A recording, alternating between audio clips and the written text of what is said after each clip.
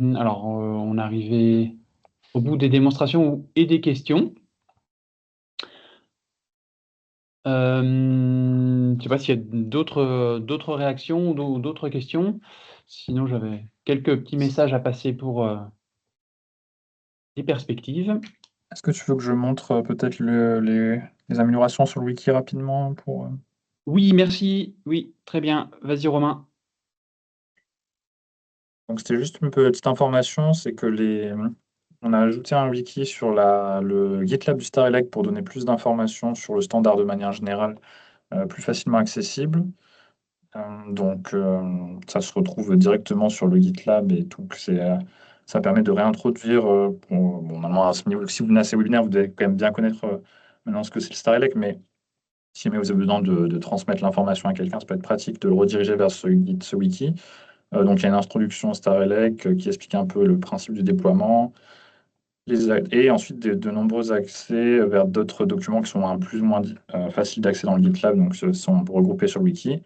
Et enfin, des pages spécifiques, d'une pour suivre qui renvoient à des explications aux modélisations des ouvrages Starelec, un focus sur le CoStar, et ensuite des focus sur des choses qui sont moins poussées pour l'instant parce que c'est encore en construction, mais sur le futur StarInit et les perspectives de Starlink dans les études, avec enfin un lien vers la FAQ.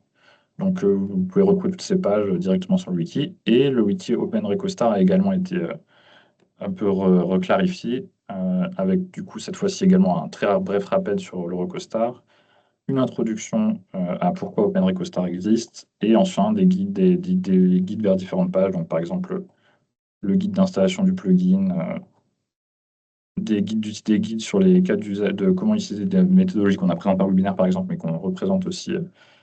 Et sur le site et également un lien vers tous les webinaires passés bon, c'est des liens qui étaient déjà présents, mais normalement la structure a été clarifiée. Euh, Par exemple, le guide d'installation est maintenant sur une page spécifique avec des screens mis à jour. Ici, il y a plus, donc, pour l'instant, le guide d'utilisation comprend 5 étapes, notamment sur la création d'un dossier, l'importation des plores, l'utilisation de feed et classage des câbles. Mais ça sera agrémenté au fur et à mesure pour donner plus d'informations méthodologiques sur notamment des sujets un peu particuliers qu'on a montrés en webinaire, ou euh, ou juste des utilisations classiques, mais qui n'ont pas été pour l'instant ajoutées au wiki. Et enfin, comme je l'ai dit, on retrouve également tous les supports de webinaire et les enregistrements sur la page dédiée.